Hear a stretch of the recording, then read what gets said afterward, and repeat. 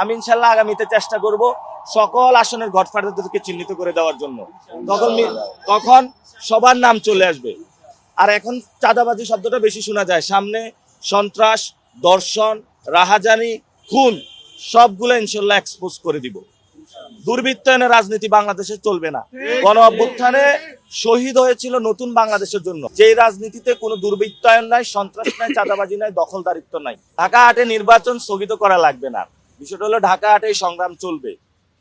এখন তো বড় একটু রুই কাতলা, আরো যেগুলো ছোট ছোট আছে না, পুঁটি মাছ বিভিন্ন জায়গায় চটকি মারে, এই যে একটা আছে না নয়ন, হ্যাঁ, এরকম যেগুলো পুঁটি মাছ আছে এগুলোরও ইনশাল্লাহ আমরা সাইজ করবো আস্তে আস্তে। আপনারা কারো প্ররোচনায় অথবা কোনো প্রচারণায় বিভ্রান্ত হবেন না। তো আমার তো সবকিছু ইলেকশন কমিশনে দেওয়া আছে, তাহলে আমার বাসাটা খোঁজার মানে কি? এটা তো নিশ্চয় উস্কানি দেওয়া। এবং আমি যে জায়গায় থাকি ওইখানে গিয়ে আমাদের একটা ক্যাম্প ছিল, সেখানে হলো চাপাতি দিয়ে 4 জনকে আহত করেছে। অনেক টাকার মালিক হইতে পারতাম। বাংলাদেশের যে দুর্নীতি সিস্টেম, বিএনপির অনেকে যারা ইলেকশন করতেছে আমি চিনি, জানি তাদেরকে।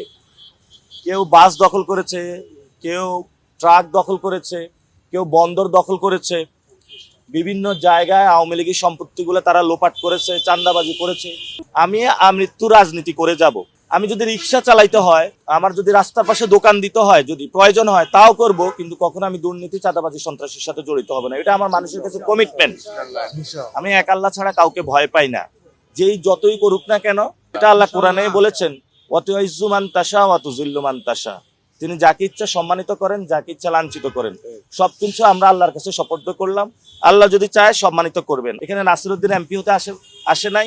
এখানে ঢাকা 18 আসনের যারা ভোটার রয়েছেন আপনারা সবাই এমপি। আপনি নিজে ঢাকা 8 আসনের যারা আছেন সবাই আপনারা এমপি। আপনারা সেখানে নিজেকেই নিজে ভোট দিবেন এবং নিজেকেই নিজে নির্বাচিত করবেন। নাসিরউদ্দিনকে ভোট দেওয়ার দরকার নেই। আপনার ভোট আপনাকেই দিবেন, এমন একজনকে দিবেন যিনি রাইট পারসন, যিনি আপনার কথাগুলো শুনবে, আপনার পাশে থাকবে, নতুন বাংলাদেশ গড়বে। বাকি যে আসনগুলায় গডফাদার আছে সেগুলো ইনশাল্লাহ আমরা আস্তে আস্তে এক্সপোজ করব। আমি আপনাদের বলি, ঢাকা 18 আসনে জাহাঙ্গীর তার শ্যালক হলো চাঁদাবাজ, বড় চাঁদাবাজ।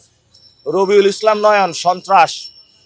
তারপরে হলো ইশরাক বিশাল চাঁদাবাজ।